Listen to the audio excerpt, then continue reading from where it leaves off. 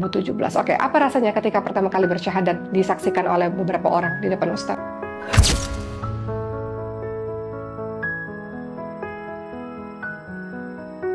Masa pas mau syahadat, ya Tuhan ini tolong aku bilang kayak gitu, udah kayak mau ditarik, kayak pergejolakan, jadi kayak berpindah roh gitu kan. Oh, Masya Allah. Ya Tuhan, Oh, ya? ini tolong aku. Tuhan nih yang sebelumnya. Oh, gitu. Jadi berdoa lagi, balik lagi, bingung juga gue kok jadi balik. Ya Tuhan tolong aku gitu. Ya Tuhan ini tolong aku. Oh gitu. Iya. Sempet ngerasa gitu. Tolong Terus? aku ngucapin ini udah lepas, kayak orang mau gini loh, kayak orang udah mau pindah ditarik lagi gitu loh, rombongan narik itu rasanya. Kayak orang mau tarik. Jadi pas udah mengucapkan syahadat, flashback lagi ke belakang. Aduh, kenapa gue pindah agama? Oh, oke. Kayak orang ditarik aja, Uma. Satu mau pergi, ditarik gitu. Jadi rombongan narik gitu. Tapi setelah itu lega. Setelah bersyahadat lega? Lega luar biasa. Lega atau bener nggak ya apa yang tadi aku ucapin, atau lega? Lega. Siapa itu ngerasa banyak PR. Oh, oke. PR untuk belajar menjadi seorang muslim. Iya, Oke. sholat. Setelah itu kan menikah kan?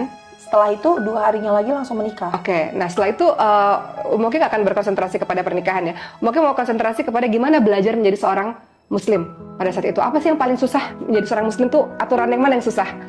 Pelajaran yang mana yang paling susah? Jadi apa ya?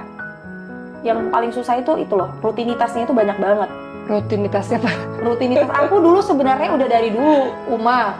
Aku bilang kayak gini, ya Allah, nih kalau nih orang Islam kagak sholat 5 waktu, udah pindah agama aku dari dulu. Capek banget gitu 5 waktu tuh, ya ampun. Capek ya? Capek kan Uma gitu, harus. Yang dulu tuh aku berdoa simple banget gitu. Tapi kenapa sekarang jadi makin lebih asyik kayaknya? Maksudnya dulu tuh tinggal gimana aja gitu gerakannya seperti apa. Sekarang kayak harus 5 waktu. Aku mikir kayak ribet banget gitu loh. Dulunya, tapi setelah yang aku mengucapkan kalimat syahadat, aku memang udah siap menerima tanggung jawab itu. Jadi pada saat itu lumayan banyak ya yang harus dilakukan ya, ibadah-ibadahnya banyak, kemudian bacaan-bacaannya banyak. Apa sih yang dipelajari? Yang aduh susah banget sih nih, nggak bisa-bisa itu apa sih? Sholat sama Amira tuh banyakin sticky notes. Jadi di kamar mandi dulu kan Amira nggak tahu adabnya. Di kamar mandi di wastafel ada sticky notes gitu, doa wudu. Jadi kalau mau baca doa wudu gitu. Jadi selalu ada YouTube di samping. Cara wudu gini gitu. Terus kalau mau sholat, yang sholat YouTube. Jadi YouTube-nya ditaruh di samping sajadah. Yang penting Amira hafal dulu gerakan. Oh wow, Masya Allah. Gitu. Di mall di mana-mana pakai YouTube kalau sholat. Oke, mulai rajin kajian saat itu juga atau butuh waktu sampai akhirnya mau ikut pengajian ini, ada pengajian ini. Ada dari dulu udah rutin Umah. Nah itu yang menguatkan teman-teman itu. Cuman kan dulu kan belum jadi selebgram, jadi belum terekspos. Oh oke. Jadi emang dari dulu tuh udah ngaji kemana-mana. Ngajinya enggak. Ngaji itu maksudnya ikut pengajian, mau datang ada ceramah ini mau ikut. Dulu sama yang Ustadz pertama yang Amira ini Ustadz Khalid. Ustadz Khalid, Amira sekolah Ustadz Khalid. Iya, di Blok M sering di situ. Masya Allah. Nongkrongnya dulu. Wow. Gitu. Jadi karena mungkin Amira juga belum selebgram, belum siapa-siapa, jadi kan sulit untuk mencari teman. Jadi kenal-kenalan aja sama teman-teman di sana, kenal-kenalan cari-cari teman di sana. Untuk membimbing juga kan masuk Islam.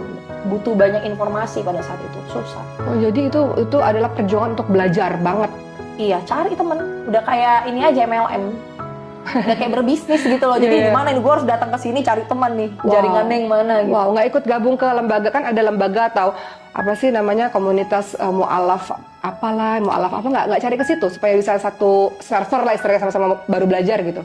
Agak belum tahu infonya seperti apa, belum ada yang nganterin juga. Kalau nggak salah ada memang mu'alaf center dengar-dengar, tapi belum ada yang nganterin, nggak seberani itu dulu untuk masuk ke suatu lembaga gitu.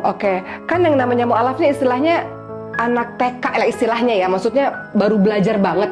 Tiba-tiba kalau misalnya Amira pergi ke satu ustadz yang istilahnya ini udah pengajian yang tingkat level menengah gitu, maksudnya ilmunya udah lebih tinggi, ini apa nggak kaget nih Amira? Oh ternyata Islam begini, apa nggak kaget? Apa enjoy aja?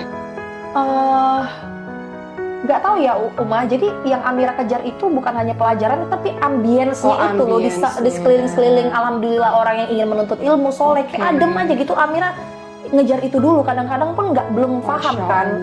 Kayak yang kadang ini loh, di Islam itu yang sampai sekarang Amira agak kesulitan, itu banyak banget istilah Arab yang entahlah apa itu. Yang Amira tuh kadang-kadang dia ngomong juga Amira nggak ngerti gitu loh, entah kayak apa, banyak Iya, sekali banyak istilah-istilah yang nggak bisa dijelaskan. Jadi Amira tuh kesannya tuh udah kayak MLM, cari teman, Uma. Oke. Kalau dengerin kajiannya sedikit masuk.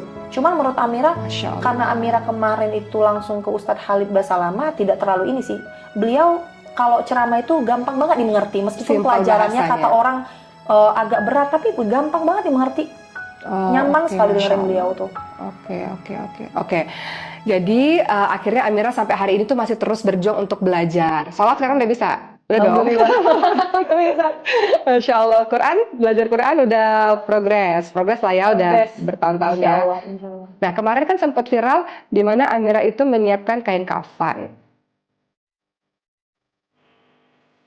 Dan juga pergi ke pemakaman dan udah bersiap-siap untuk itu. Kenapa? Siapa yang mendorong Amira untuk melakukan itu? Siapa? Terinspirasi dari mana? Kok tiba-tiba kepikiran itu tuh gimana ceritanya? Terinspirasi dari dosa-dosa aku yang banyak ini. Masya Allah. Kan dosa aku kan banyak banget kan, Uma, gitu. Amira itu berpikir gini loh, kematian itu kan sesuatu hal yang pasti, itu udah pasti, itu udah tidak bisa ditentang lagi, nggak bisa nanti-nanti gitu. Amira itu seperti kayak nge-treatment diri sendiri. Gimana ya caranya? Amira ini kan sekarang kan masih banyak banget dosa. Kadang-kadang aku ngelakuin hal-hal yang mungkin tidak pantas atau bagaimana. Jadi Amira tuh kayak mempersiapkan supaya kayak misalnya ini kain kafan nih. Jadi kalau misalnya Amira mau berbuat sesuatu nggak terlalu jauh, Amira berpikir, udah ada kafan nih. Jadi keingat nakut-nakutin diri sendiri. Kalau orang kan takutnya hantu, kalau Amira tuh nakutin diri sendiri pakai kafan. Jadi kain kafan itu bukan Amira buat untuk Masya Allah.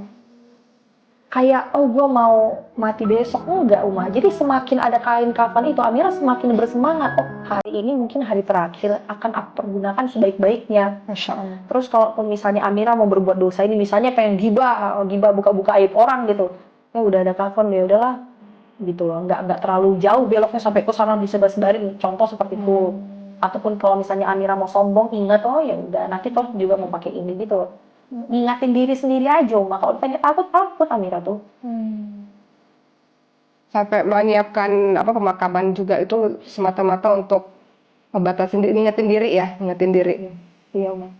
Dan Amira tuh mikir kayak Amira sempat berpikir memang kalau untuk batasin diri pasti itu hal utamanya gitu loh. Itu hal utamanya, dan karena memang kalau Amira paham ini ya, kayak banyak banget loh public figure sekarang yang meninggal gitu tiba-tiba, berpulang tiba-tiba. Berarti benar-benar Amira tuh kalau ngomong sama teman-teman, banyak banget orang itu yang mematokkan meninggal itu tuh patokannya usia. Patokan meninggal tuh menurut kami itu udah bukan usia kan. Memang bukan usia kan, Uma, seharusnya.